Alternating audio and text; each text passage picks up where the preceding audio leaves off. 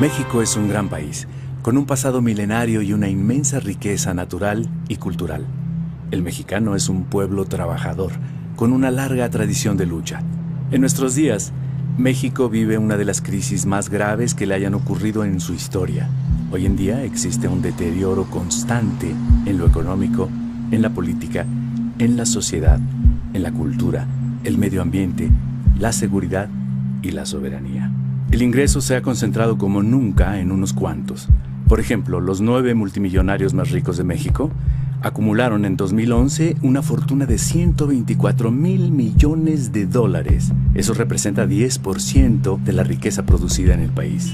En cambio, 60 millones de mexicanos viven por debajo del umbral de la pobreza.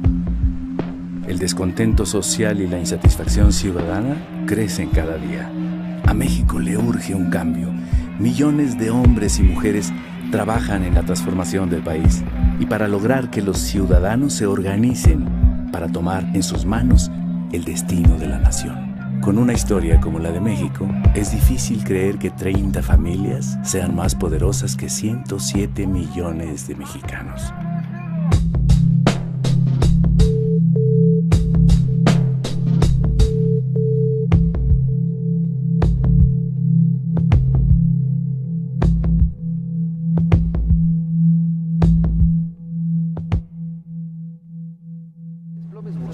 Por Italia y en la tragedia la comedia italiana derrumbaron los mercados. La inestabilidad alcanzó la Bolsa Mexicana de Valores. El desempleo está en 4.46. En este contexto, el doctor Carstens decidió revisar a la baja el pronóstico de crecimiento económico. Lo que sí sabemos es que siempre pierden los salarios.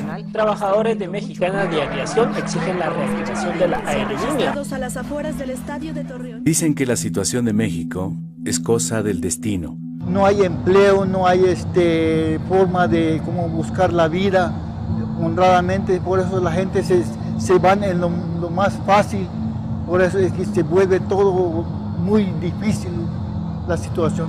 ¿Cuáles son las causas del actual desastre nacional? Hay muchas cosas que están mal en México, pero sin embargo todos no decimos nada. Ese es el principal problema, mientras no digamos nada, esto va a seguir igual. En lo que coincidimos casi todos los mexicanos es en el diagnóstico. México está en crisis y cayendo. A mucha gente no le gusta escuchar esto. Piensan que si ignoran lo que pasa, evitarán que les afecte. Pero es importante saber lo que ocurre para poder cambiar nuestra realidad. Ya cada día se tiene que prescindir de un producto para poder comer y cada día eso pues afecta a la salud, afecta también a la población en cuanto a la educación, o sea, un niño que tiene hambre, que va sin comer a la escuela, pues evidentemente no va a rendir lo mismo que un niño que está bien nutrido. Entonces no hay mejoramiento de la vida, cada día el nivel de vida es peor y las condiciones pues como ya lo vieron aquí no, como que no hay esperanza para el futuro.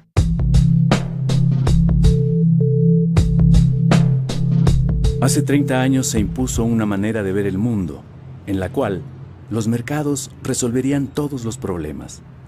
En el caso de México, la bandera del libre mercado impuso el modelo neoliberal.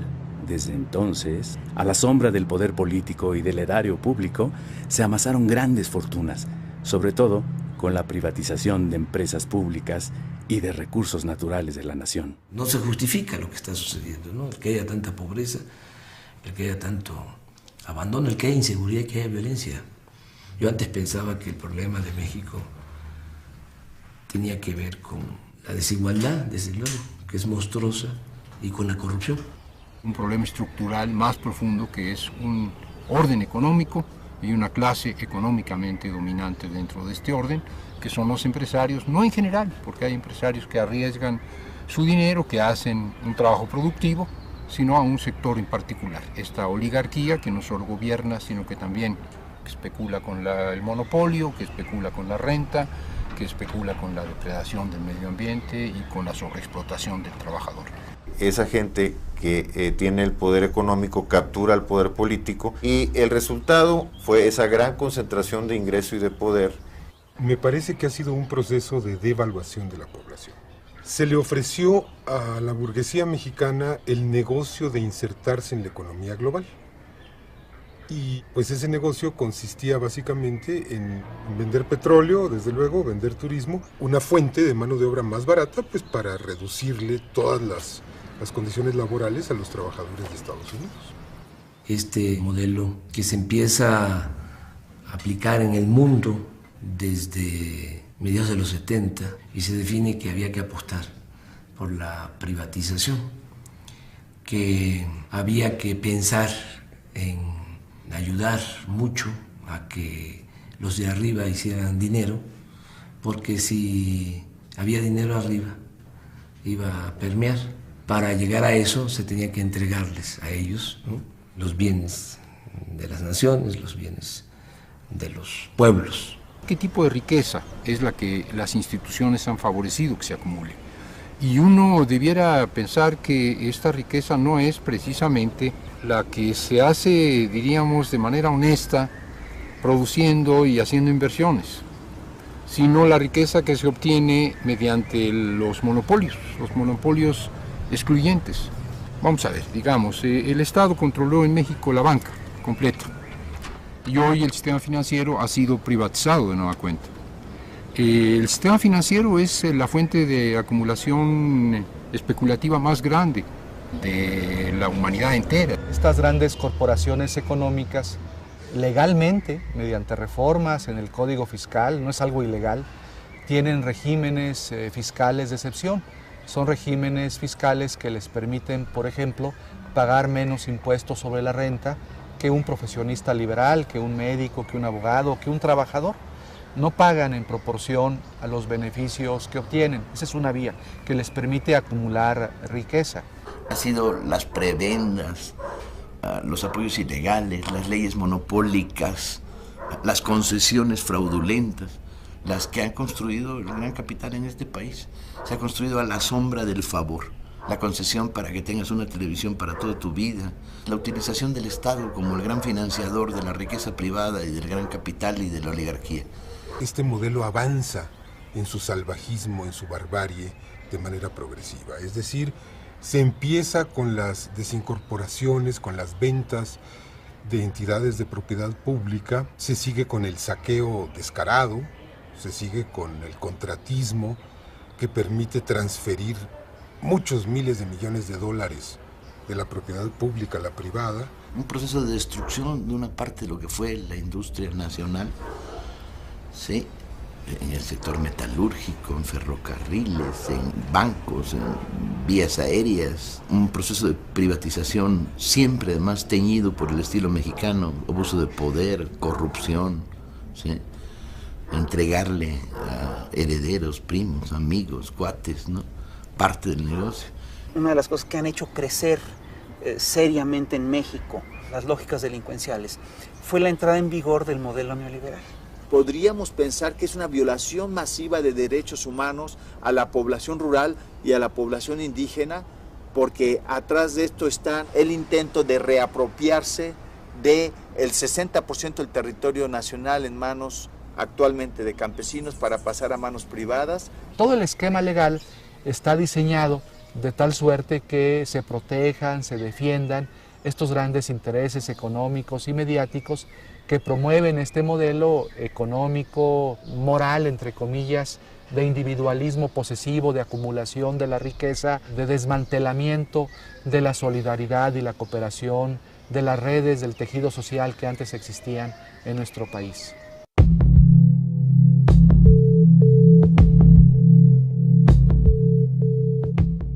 Salinas llega a la presidencia, sabemos en qué condiciones, y empieza a modificar las leyes, la Constitución, y empiezan a entregar bienes de la nación, bienes del pueblo, a particulares, nacionales y extranjeros.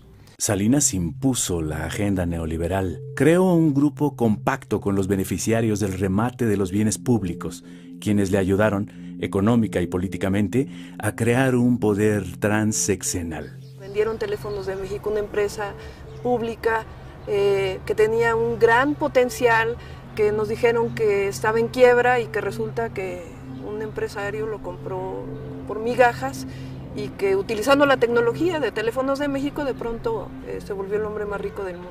La gente más cercana a Salinas fue la que se queda con empresas públicas, con bancos, se quedan con las reservas mineras de la nación. El presidente Salinas remató 18 bancos en 13 meses. Junto con su hermano Raúl y Pedro Aspe, secretario de Hacienda, personalmente repartieron empresas y bancos.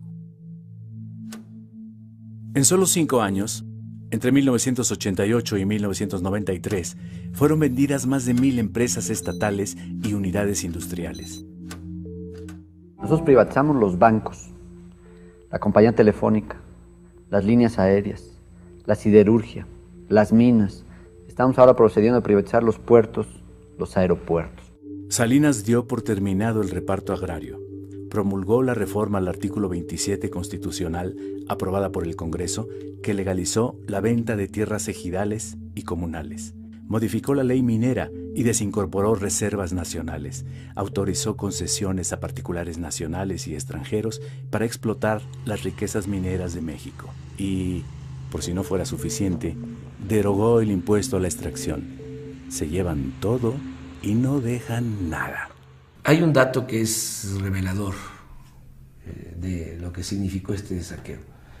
En 1988, en la revista Forbes, que es la revista especializada en finanzas donde aparece la lista de los hombres más ricos del mundo, solo aparecía en esa lista una familia mexicana, los Garzazada. Y al final del sexenio de Salinas, la revista Forbes de 1994 da a conocer que ya hay 24 multimillonarios mexicanos que ya están en la lista de los hombres más ricos del mundo. En su conjunto acumulan alrededor de 48,000 millones de dólares. O sea, este es un dato, ¿no?, importante porque refleja con claridad de cuánto fue el traslado de dominio de bienes de la nación, de bienes del pueblo, a particulares.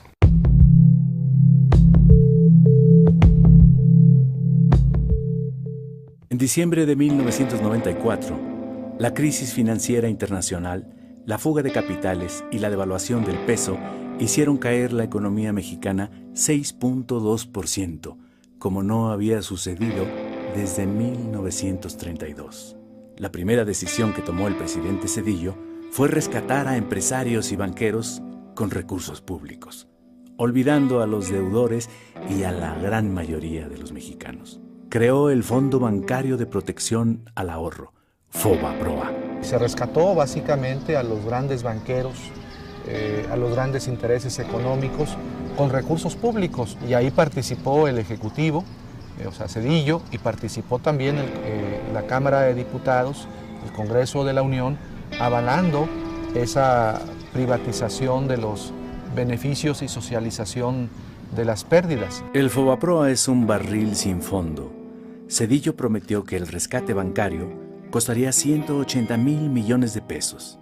Desde 1995 se han pagado intereses por más de 600,000 millones de pesos, pero la deuda sigue casi intacta.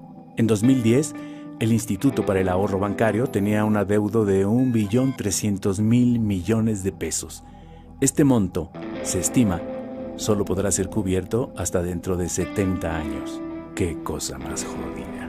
Todavía estamos pagando y estaremos pagando por décadas y décadas la presunta salvación, el FOBAPROA, y finalmente los bancos ni siquiera están ganando dinero prestando, ni siquiera están ganando dinero apoyando a los que invierten, están ganando dinero simplemente porque el gobierno les está pagando los intereses de una deuda que no está amortizando. Esto es especulación.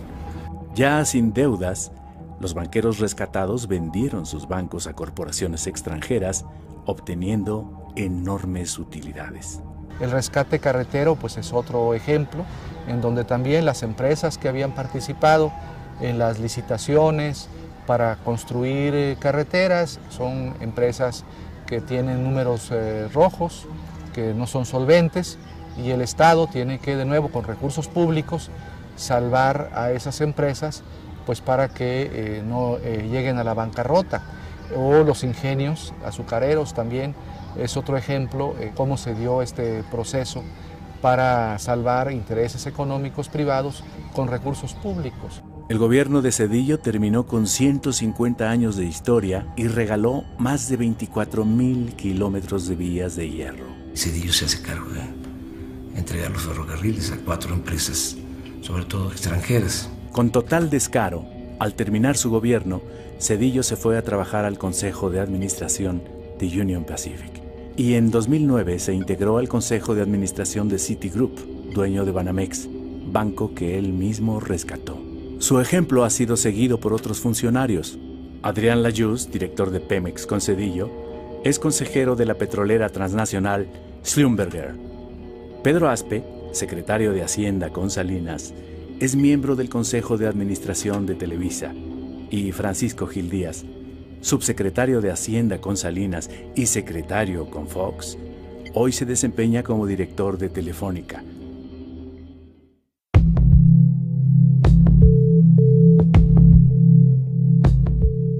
Gracias al empuje democrático de la sociedad mexicana, en el año 2000, el panista Vicente Fox ganó la presidencia de la República y acabó con más de 70 años del régimen priista. Sin embargo, pronto Fox traicionó sus promesas de cambio democrático y de combate a la corrupción. El mismo Fox, que cuando la campaña decía que iba a enjuiciar a Salinas y a su familia en su cierre de campaña en el Zócalo, en el 2000, habló de que iba a crear una comisión para enjuiciar a Salinas. Terminó empatado con Salinas, asociado con Salinas, actuando igual. Fox adoptó el mismo régimen, la misma política económica y continuó con la misma corrupción. Prometió la privatización de la industria eléctrica y del petróleo. Auspició el contratismo y la corrupción en Pemex. Hay un ejemplo, los rastros de Vicente Fox, que al amparo del tráfico de influencias hicieron todos los negocios habidos y por haber en renta de buques, en renta de maquinarias. Hay toda una relación de las inconsistencias, de las revisiones que hizo la propia Auditoría Superior de la Federación. La desgracia nacional ha sido obra de un grupo de personas con nombres y apellidos, de partidos políticos y de grupos empresariales que tienen responsabilidades.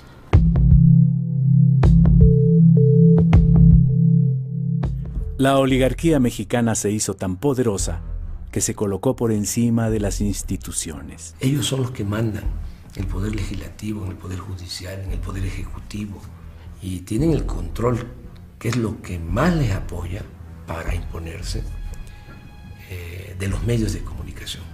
¿Cómo se hace todo este acuerdo entre empresarios, políticos del PRI, del PAN, para mantener este esquema político, económico de dominación? Estos empresarios pues pagan las campañas de los políticos afines, y una vez que estos políticos afines llegan a las cámaras del Congreso, a las gobernaturas o a la presidencia de la República, pues esos políticos responden a los intereses de estos empresarios que financiaron las campañas, sobre todo el apoyo de las televisoras. Por lo mismo, pues en México no se garantiza el derecho a la información. Ellos son los que deciden qué informan, qué no informan. Ellos administran la ignorancia en el país. La oligarquía ha construido toda una red de desinformación y es muy importante. No puedes hacer democracia sin información.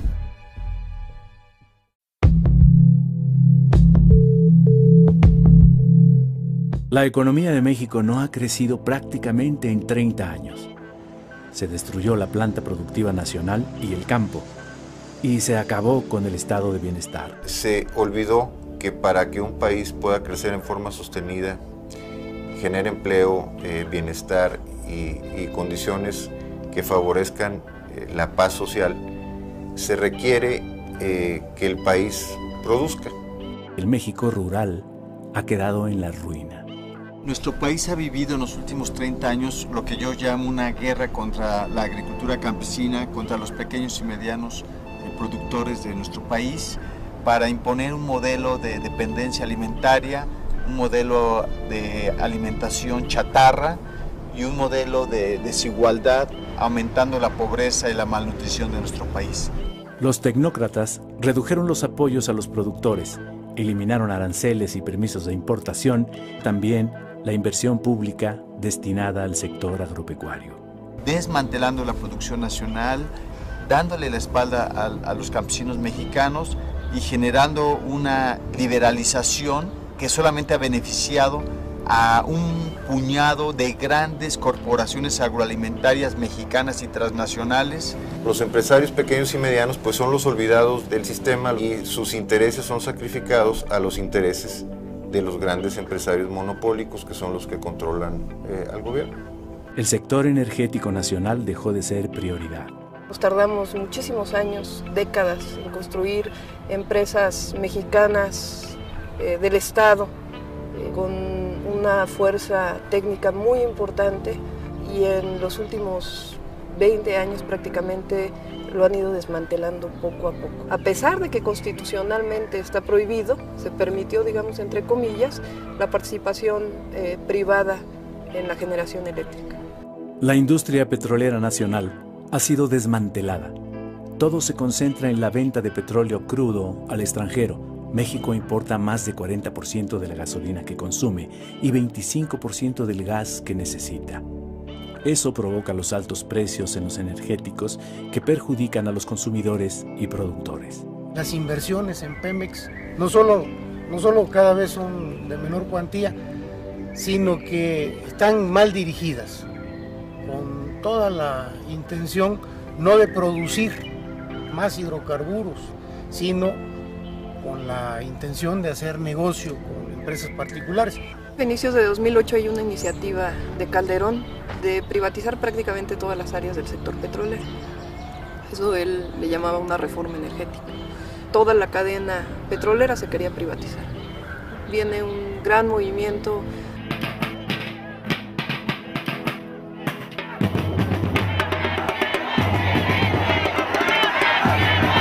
El movimiento en defensa del petróleo ganó el debate sobre la reforma energética y detuvo la privatización de la refinación, el transporte, los ductos y el almacenamiento de petrolíferos.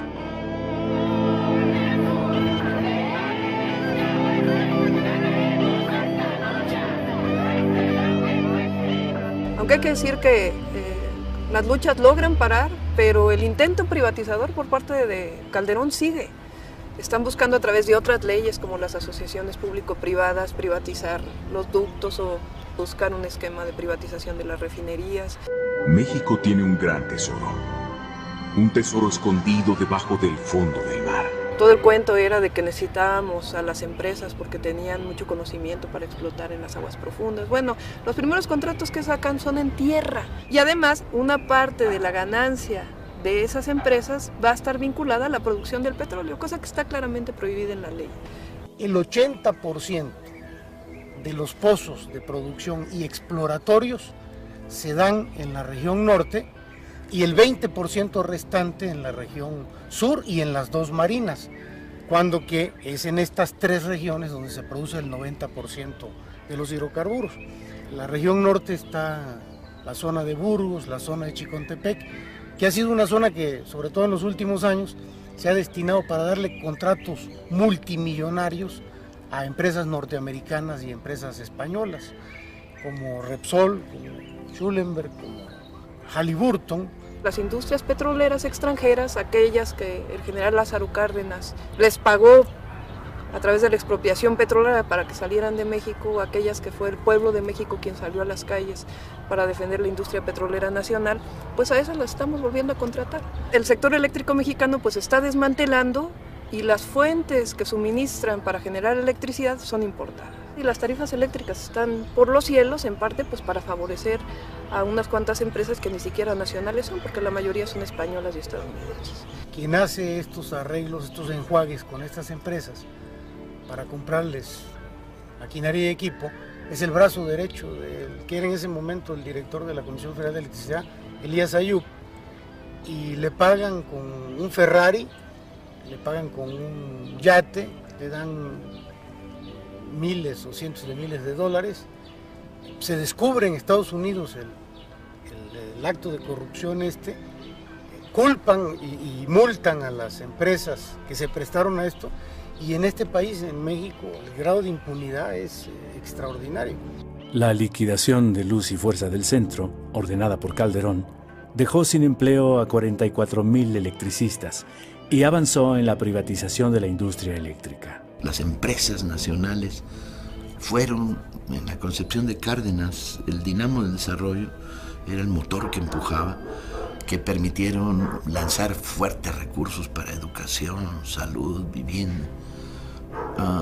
En la lógica neoliberal es más eficiente lo privado que lo público, entre comillas. Es verdaderamente chistoso. ¿Por qué venden empresas si son rentables? Esta es la gran pregunta, ¿no? ¿Por qué no las hacen verdaderamente rentables y aprovechan sus ganancias para financiar el gasto público? No tiene ni lógica ni corazón. Ha sido un desastre.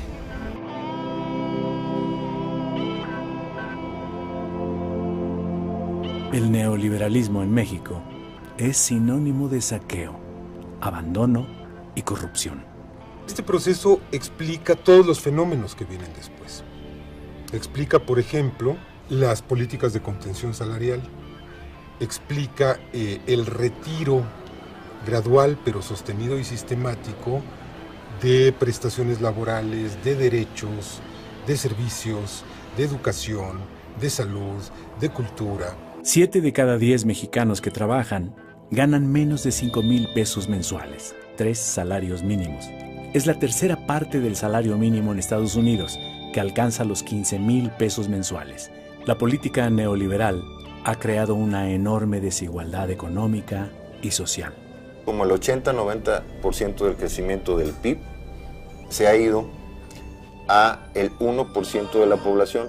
Desde 1983, la migración hacia Estados Unidos creció de forma impresionante. En 2010, 500,000 mexicanos cruzaron la frontera norte buscando un futuro. El desempleo y la falta de oportunidades de educación serían las razones principales por las cuales las corrientes migratorias de México hacia Estados Unidos siguen incontenibles, a pesar de la represión generalizada que se está viviendo actualmente en los Estados Unidos en contra de los mexicanos en particular y de los inmigrantes en general. Cada año 1 millón de jóvenes ingresa al mercado laboral, pero ni 25% logra encontrar un empleo. Más de 20 millones no tiene para pagar la canasta básica, pues el salario ha perdido 80% de su poder de compra. Hace 28 años el salario mínimo alcanzaba para comprar 51 kilos de tortilla o 280 piezas de pan blanco o 12 kilos de frijol bayo. En 2011, con el mínimo, solo se puede adquirir 5 kilos de tortilla o 25 piezas de pan o 3 kilos de frijol. El campo mexicano ha sido desmantelado de muchas maneras, ha sido privado de los recursos públicos en los cuales el fomento de la producción agropecuaria estrictamente con el esfuerzo campesino no se puede lograr. Se han abierto las fronteras a la importación de granos básicos, se ha estimulado únicamente al sector empresarial, que es el que menos los necesita, se ha desalentado de muchas maneras la agricultura y sin embargo México sigue siendo un país con campesinos. Hoy 70% de las gentes que viven en el campo están en condiciones de pobreza. Los neoliberales redujeron el gasto social, dejaron de invertir en infraestructura, clínicas, hospitales, educación y seguridad social. Se busca que los mexicanos tengamos un nivel educativo que llegue exclusivamente hasta la secundaria.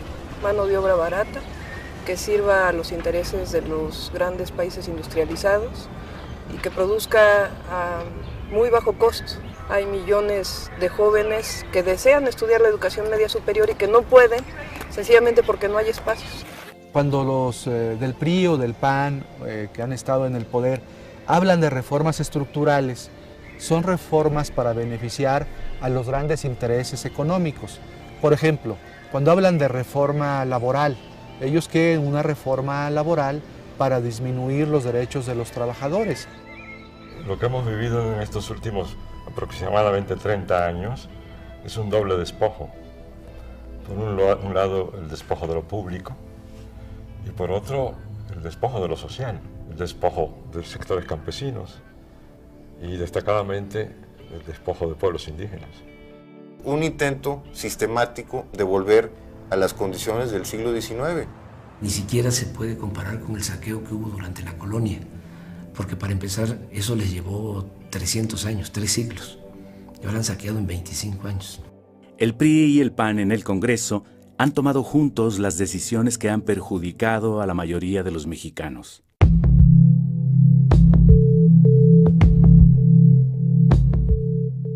De Salinas a la fecha han concesionado 52 millones de hectáreas. Estamos hablando del 26% del territorio nacional. Ni en la época de Porfirio Díaz las compañías deslindadoras llegaron a quedarse con tanto.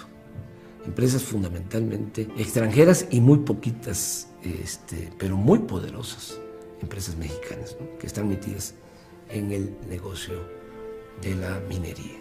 La lucha de los campesinos y pobladores de San Luis Potosí en contra de Minera San Javier, que violando la ley insisten en despojar el territorio y el patrimonio histórico y cultural de la gente.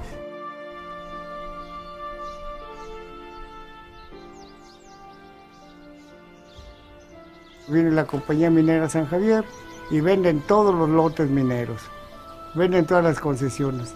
Venden las calles, venden la iglesia, venden el pueblo, venden todo lo que representa al pueblo y nos dejan a la deriva.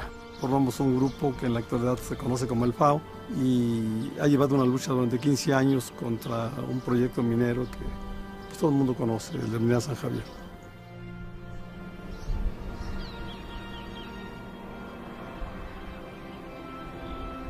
Este tipo de proyectos a bajo cielo abierto y en el que utilizan, en vez de fundir, utilizan un sistema que se conoce como lixiviación a montones, le aplican sustancias químicas, en el caso de aquí es cianuro de sodio, la mezclan con 32 millones de litros de agua, penetra en la roca y extrae los valores metálicos. Y además utilizan 25 toneladas de explosivos.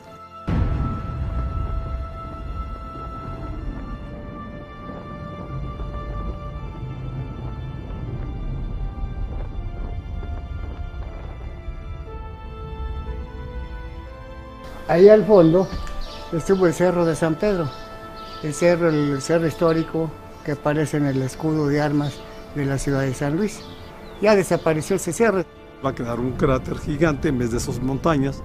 Hay montañas ahí de materiales sulfurosos. Esos materiales sulfurosos ahí van a quedar para la vida, ¿no? Se convierten en ácido sulfúrico. Cuando llueve, escurren y va a llegar a los acuíferos. Aquí estamos sobre el acuífero, que es el que surte a todo el Valle de San Luis Potosí y los municipios conurbados a San Luis Potosí. Es un acuífero muy grande. Va avanzando y va quemando toda la maleza, acaba con la flora y por supuesto con la fauna. Ya no hay animales, no hay ni moscas, todo se acabó. Lo vemos como una nueva conquista contra nuestro país, alrededor del 40% con cifras de la Camimex. El país está concesionado y buscan obtener el 70% del territorio nacional. Vemos que es un panorama muy oscuro contra México por lo que representa. No nada más la destrucción ambiental, las cuestiones sociales, sino también todo el consumo de agua de estas empresas mineras. El vital líquido que en este valle que es desértico no lo tenemos. Ellos gastan millones de litros al día, alrededor de 32 millones. Pero si sumamos todos los proyectos de minas en el país, es lo que en una hora se gasta en lo que todo el país completo. Entonces lo vemos como algo muy, muy preocupante. Para poder instalarse en una comunidad como aquí o como cualquier otra, normalmente van a encontrar resistencia. Entonces tienen que acudir a sistemas pues también socialmente agresivos, ¿no? Se encargan de intimidar, amenazar, de golpear y si es necesario de eliminar físicamente a los opositores a los proyectos. Se han agredido, a mí en lo particular me balacearon en la compañía minera y nos trataron de lincharnos. Lo único que nos dejan realmente es una depredación ambiental, una división social, rompen el tejido social de las comunidades, dividen a las familias, hacen que se enfrenten, que se peleen y enfermedades a posterior. De los riñones, enfermedades renales. Pero como yo, hay muchos también que es lo mismo. Esto ha sido una felonía lo que han hecho con mi pueblo. La tremenda corrupción, la corrupción organizada está de parte de ellos, no de parte de los pobladores. Los jueces los jueces federales vendidos, arrastrados, que por cualquier cosa se venden y no se tientan el corazón, no son mexicanos. Esa supuesta fiebre del oro no deja una bonanza en nuestras comunidades y en el país. Pero algo que sí hemos notado, y es irónico, que sí dejan, es millones de pesos en corrupción. No es casual que una empresa de este tamaño opere ilegalmente y el gobierno pues haga de la vista gorda, voltee para otro lado y no hay problema, ¿no? Viene desde Ernesto Zedillo, o sea, que están involucrados en este proyecto de Minera San Javier, obviamente Vicente Fox y obviamente Calderón. En realidad esto que nos pasó a nosotros y que nos está pasando no tiene comparación. Aquí está San Pedro, donde se inició la primera lucha a nivel nacional contra estas mineras. Pues el ejemplo ya cundió, donde quiera que llega un proyecto minero aquí en México, en nuestro país, que en la actualidad suman como 750 más o menos, todo largo y ancho del país, pues donde quiera ya hay brotes, porque ya hay la experiencia de muchas partes de los graves daños y impactos graves a la población que causan. Hay concesiones que son otorgadas por el gobierno federal, principalmente para explotaciones mineras, para construcciones de presas, para construcciones de grandes vías de comunicación, pero la gente no está siendo consultada. Ahí se está violando la libre determinación de los pueblos indígenas. Tenemos un problema muy fuerte con una empresa minera. Esta empresa minera estuvo explotando los recursos del subsuelo de la comunidad de Capilapa de Méndez durante 225 años.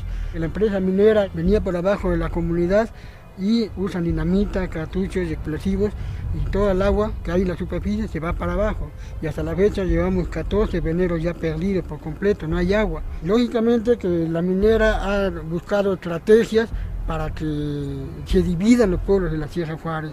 Entonces la gente ya decidió decir no a la minería. Tenemos ya hasta el momento ya notificados en la Secretaría de Economía y la Secretaría de Minas, pues ya 34,000 hectáreas concesionadas entre lo que es Ejutla de Crespo y Ocotlán de Morelos, ¿no?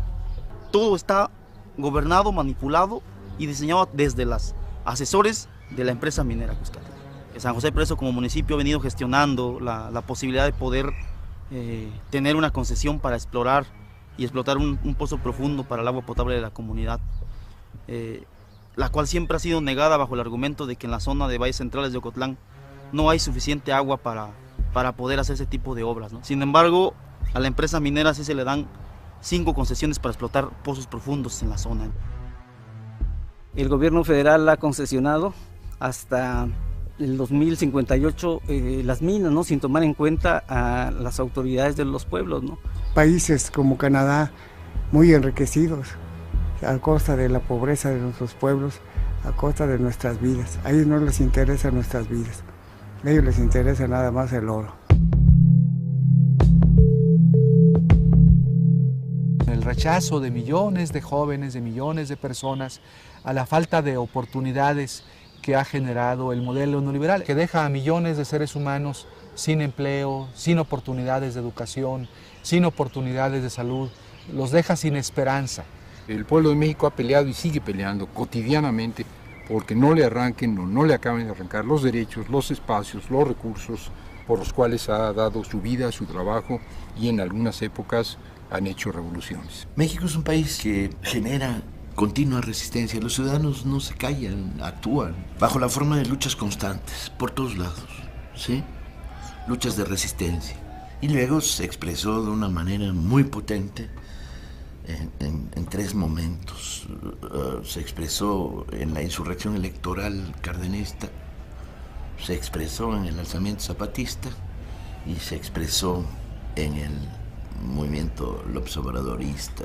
Han sido los 3 grandes momentos donde se produjo conjunciones de fuerzas, ¿no? Que estaban disidentes, peleando, resistiendo, pero que se encontraron.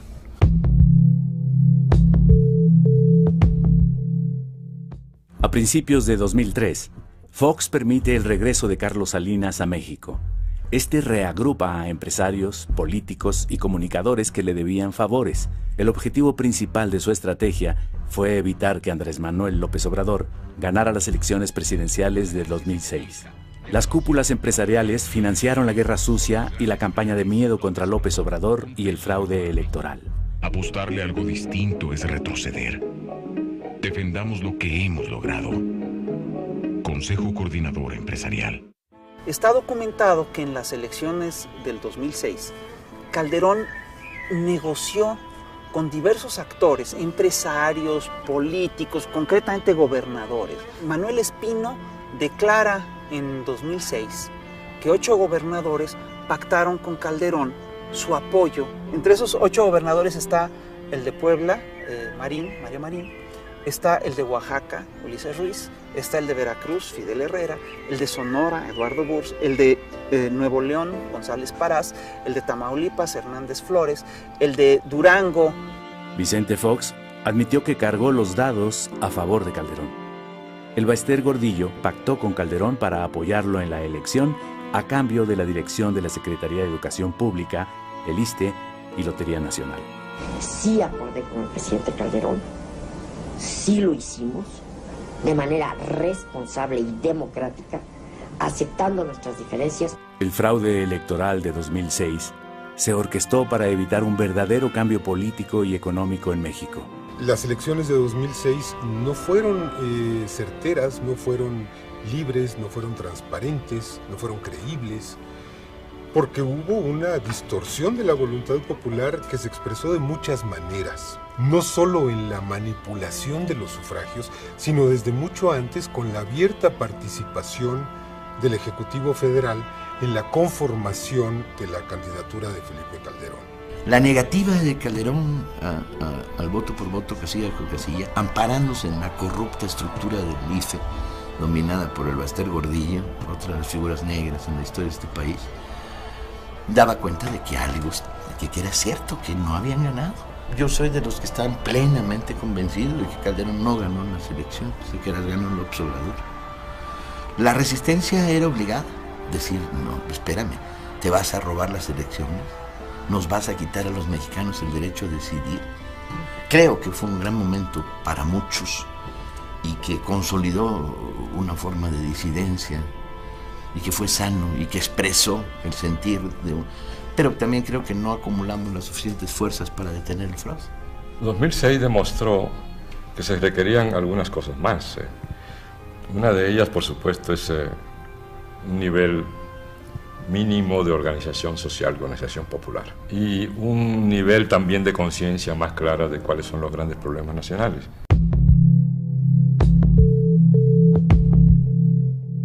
En enero de 2007, Andrés Manuel López Obrador emprendió un recorrido por todo el país, con el objetivo de mantener encendida la llama de la esperanza, recoger los sentimientos de la gente y convocar a la organización del pueblo.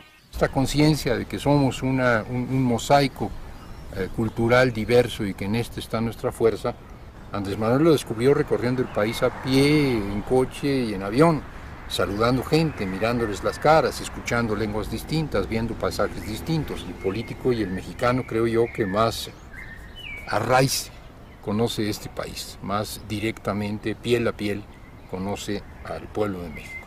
La fortaleza, ¿no?, que hay en nuestro pueblo, ¿no?, la grandeza de México, ¿no?, en las distintas regiones, por la cultura. México es heredero de la gran civilización mesoamericana. Este país se fundó hace 10.000 años. Están las comunidades con sus costumbres, sus tradiciones, sus valores, y una gran reserva de valores. Por ejemplo, en el asunto de la inseguridad y de la violencia, hay menos inseguridad y violencia en donde se mantienen las tradiciones, las costumbres, la organización social tradicional. En comunidades indígenas, la inseguridad y la violencia se da más en donde hay descomposición social, en donde se rompió el tejido social, en donde no hay vida comunitaria, en donde hay pérdida de valores. Yo he constatado en mis recorridos, ¿no?, la gente extraordinaria, gente buena, con, insisto, muchos valores, que lamentablemente se han ido perdiendo y que hay que fortalecerlos, que hay que consolidar, que es parte de nuestra propuesta. En 5 años, López Obrador ha visitado varias veces todas las regiones del país. Como nadie, conoce cada pueblo y a su gente. De primera mano, sabe de la situación económica, social y política. Luego, pues ve uno cuántas riquezas hay en el país, hay pues, petróleo, me molesta mucho, ¿no? Cada vez que voy a la zona petrolera, ¿no? Una explotación irracional. Me da coraje porque nos estamos derrochando con la herencia de las nuevas generaciones. O sea, nosotros estamos quedando con la herencia de nuestros hijos y nuestros nietos, porque el petróleo es un bien no renovable y esta generación se lo está acabando, estamos agotando. Pero hay todavía, y hay gas, litorales, y bosques, y selvas, y agua, buenas tierras para la producción agropecuaria. En el norte, minas de oro, de plata, de cobre. Me tocó ir a las zonas mineras, ir a las minas, allá en la Sierra de Durango, en la Sierra de Chihuahua. El trato que tienen los extranjeros en las minas es especial. Llegan a tener hasta sus canchas de tenis, buenos hoteles. Los trabajadores viven muy mal. Todo lo que es el entorno de una mina es destrucción, pueblos abandonados, caminos de terracería. No pagan los canadienses a los obreros mineros mexicanos lo que se paga en Canadá. Tampoco se cuida el medio ambiente como se cuida en Canadá. Entonces todo eso lo vi, lo constato. Me duele mucho todo lo que tiene que ver con la pobreza.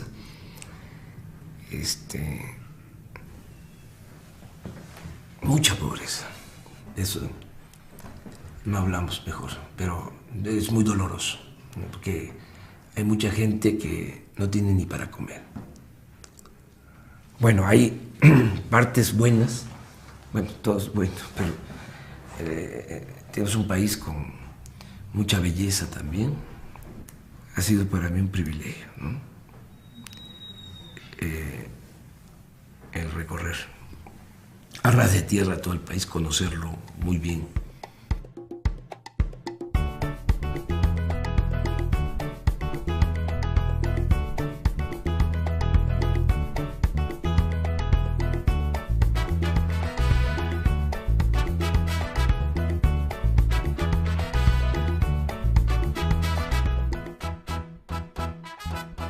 Entre julio y noviembre de 2009, López Obrador visitó los 418 municipios indígenas de usos y costumbres del estado de Oaxaca y viajó por sus 8 regiones: la Mixteca, la Cañada, el Papaloapan, la Sierra Norte, la Sierra Sur, la Costa, el Istmo y los valles centrales. En total, cubrió 25,000 kilómetros de caminos, la mayor parte de terracería. Andrés Manuel fue recibido con mucho gusto por la gente salía a la calle. En algunas comunidades en donde él no tenía programada la visita, pues la gente salió y tuvo que pararse en la caravana para que lo pudieran atender, ¿no? Entonces fue recibido con mucho gusto, levantó una gran expectativa y la gente se acuerda de él, ¿no? Él se encontró con un modelo de organización que no existe en muchos lugares del país. La gira por los pueblos, los municipios de usos y costumbres de Oaxaca, que le permitió, digamos, verle más de cerca y en conjunto cómo funciona este mundo indígena y cómo allí hay un conjunto de riquezas culturales, morales, intelectuales, de visión del mundo, de cosmovisión, que son elementos fundamentales que inspiran el tipo de nueva sociedad que hay que construir. Oaxaca profundo y el México profundo, pues es abajo la organización, ¿no?, de los pueblos que día a día luchan por salir adelante, día a día construyen un mundo de mejor.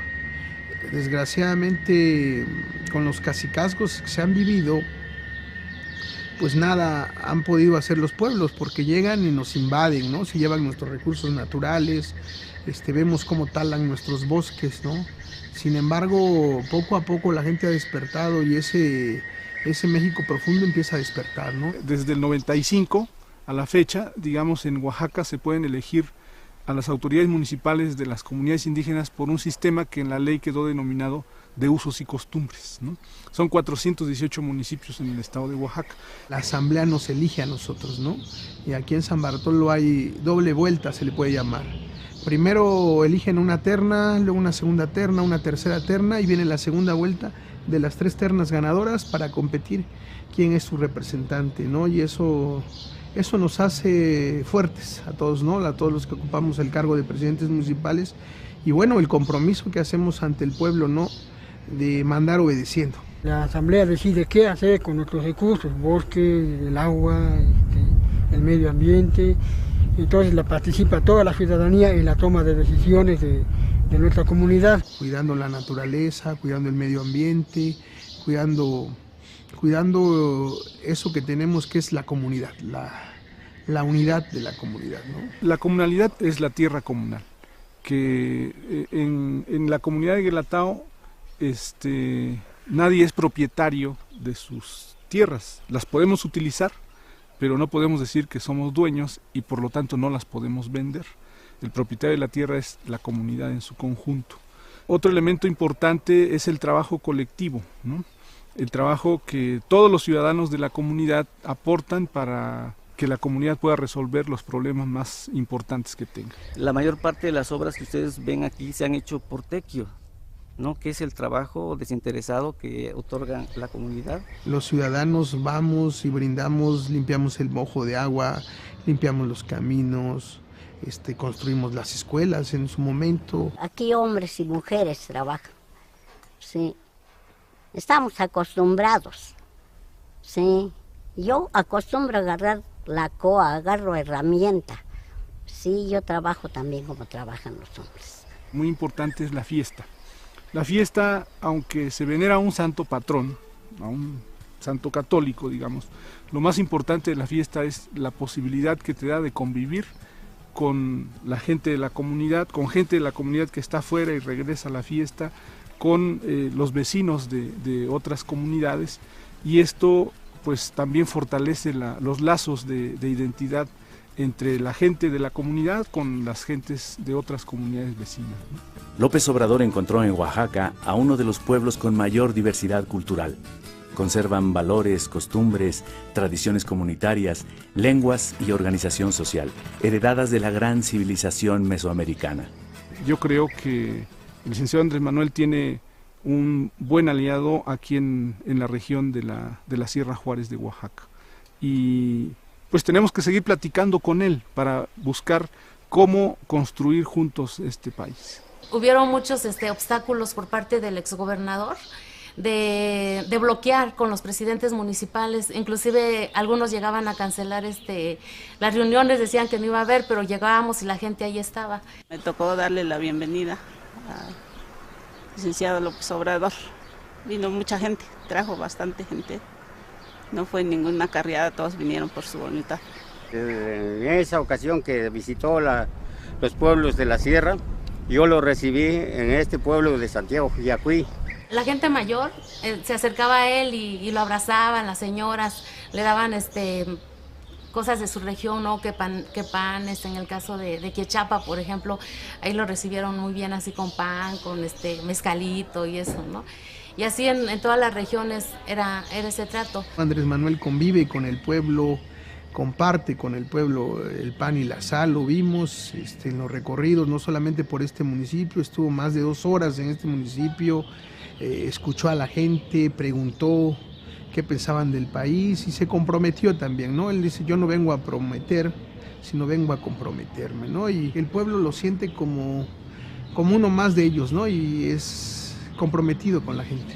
Tuvimos ahí el acercamiento de licenciado Andrés Manuel López Obrador cuando anduvo haciendo recorrido por el estado de Oaxaca, San José del Progreso. Un servidor de manera personal platicó con el licenciado, les pusimos la problemática, decir de la misma manera, pues preocupado también por la situación, pues nos hizo un llamado a la tolerancia y a buscar alternativas pacíficas de lucha y de resistencia contra esta empresa minera. Esa vitalidad política que hoy se vive en los pueblos indígenas se tiene que buscar cómo va a incidir, ¿no? en las otras esferas políticas de nuestro país para lograr una transformación que realmente beneficie al pueblo de México.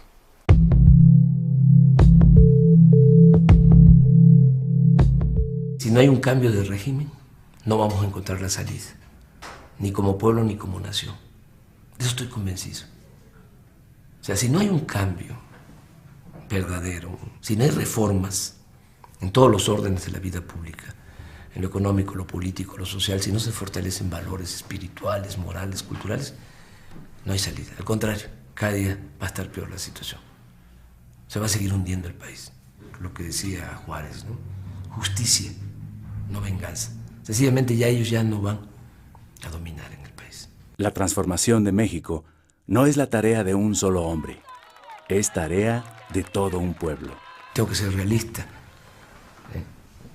Lo he analizado, lo he reflexionado, lo he pensado mucho y sé que la única opción es el que entre todos podamos llevar a cabo la renovación tajante de la vida pública. La continuidad del PAN significa la continuidad de lo que estamos viviendo, o sea, un manejo de la economía contra los ciudadanos y una guerra contra el narco, que es una guerra contra los ciudadanos de nuevo. El retorno del PRI puede resultar verdaderamente trágico. Regresan con 12 años de no haberle podido meter el diente a las arcas del poder y van a querer comérselo todos. Es la horda de los 40 ladrones de Alibaba, pero potenciados a la mexicana.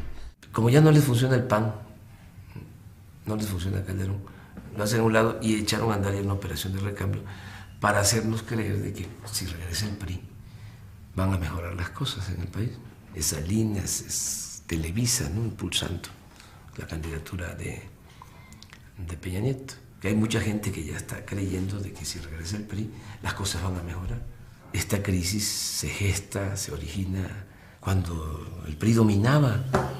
Los gobiernos del PRI fueron los que declararon la guerra radical contra los campesinos, firmando a espaldas de los campesinos el Tratado de Libre Comercio de América del Norte y entregando la seguridad alimentaria. Fue con el PRI que se hizo la contrarreforma agraria en el artículo 27 constitucional. Fue con el PRI que se instituyó el sistema de control corporativo a través de la CNC, en donde los campesinos no se les reconoció ni se les reconoce ahora como sujetos de derechos, sino como carne de cañón, como voto verde, como acarreados. Fue con el PRI donde se estableció el sistema de corrupción generalizada.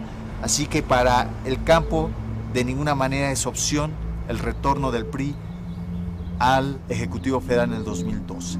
Peña Nieto a la cabeza de esto es verdaderamente peligroso. Es un títere con Salinas moviendo los hilos, una combinación de las grandes televisoras, los gobernadores corruptos del PRI, el sindicalismo charro del Baster y compañía. Lo peor de México está impulsando a Peña Nieto. Si la batalla es en el terreno de las ideas, la tienen perdida. Porque ¿cómo van a defender los monopolios? ¿Cómo van a defender que los que ganan más impuestos ante la opinión pública, cómo van a defender que no paguen? Es imposible.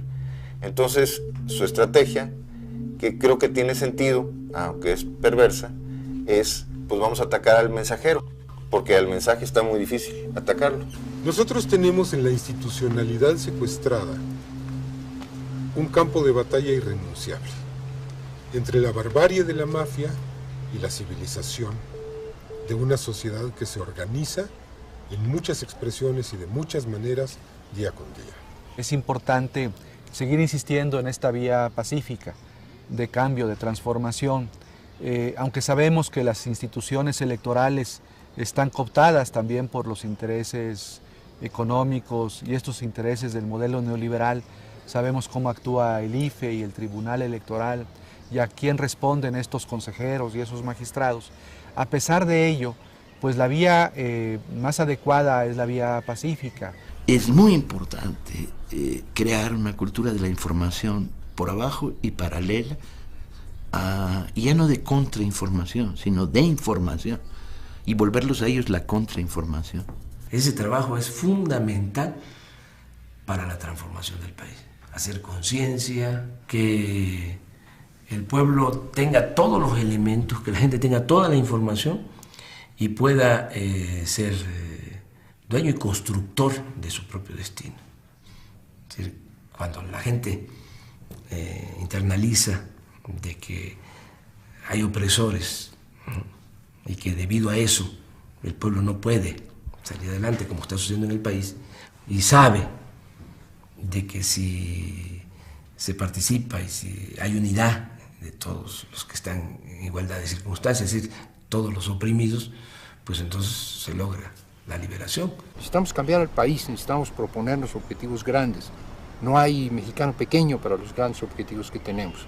Y estos objetivos vamos a hacerlos entre todos. Necesitamos organizarnos, por supuesto, para buscar, para exigir que cambie esta política de seguridad pública que ha implementado Calderón.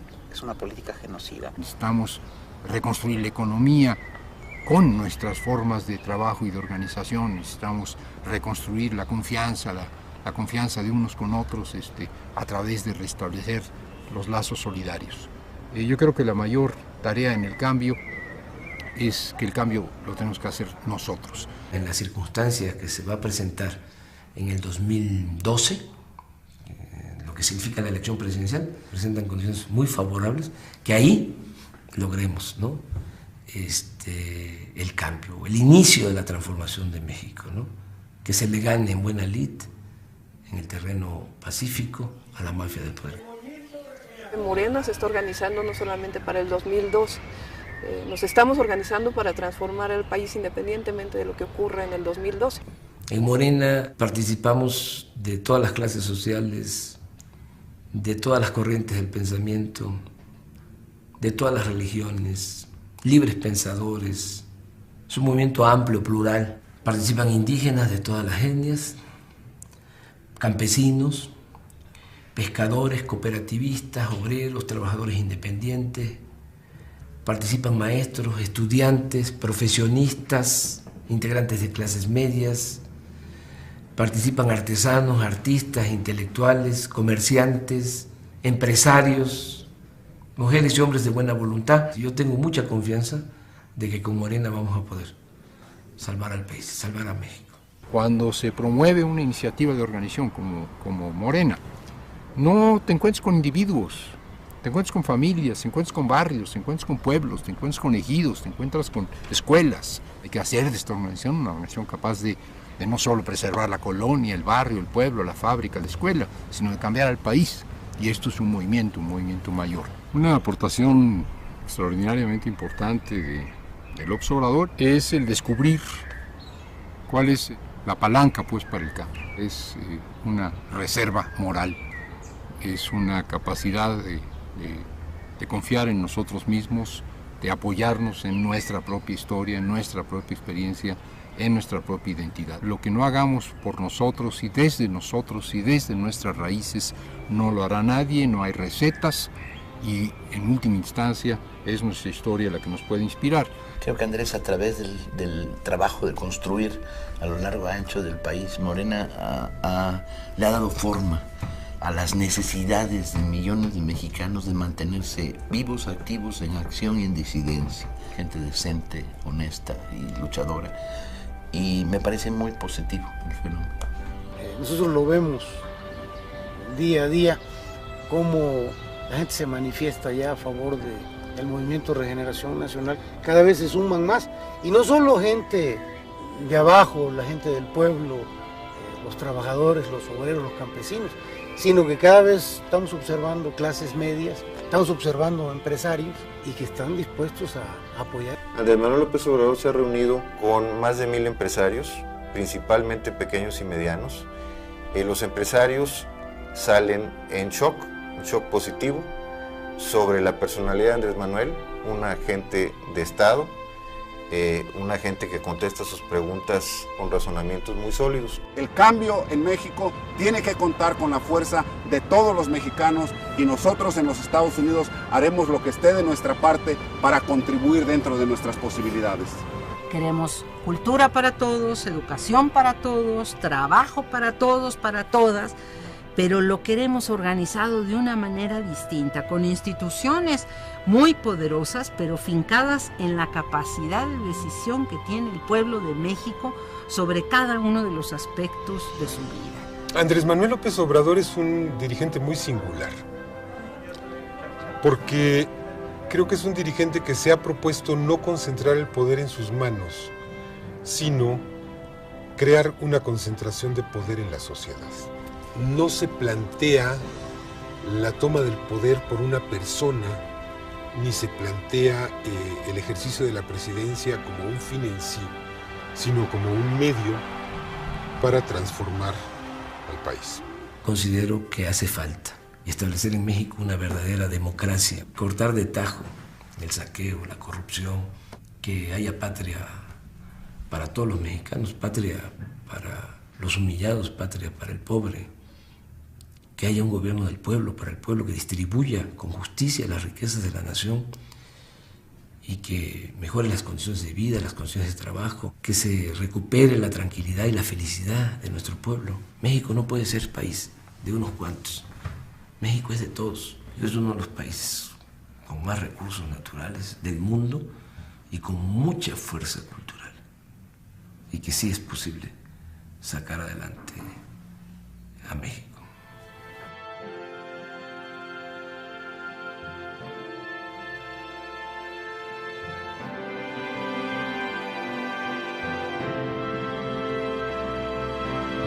Confieso que soy un hombre de fe y convicciones, con errores y defectos, como todos los seres humanos. Nunca me ha interesado el dinero, pero sostengo que no todo el que tiene es malvado. Creo en la no violencia, en la libertad y en la tolerancia. Creo que el pueblo es dueño y conductor de su propio destino. Ustedes representan la conciencia honrada que se subleva ante la injusticia. Ustedes luchan por una nueva vida y trabajan por una patria nueva.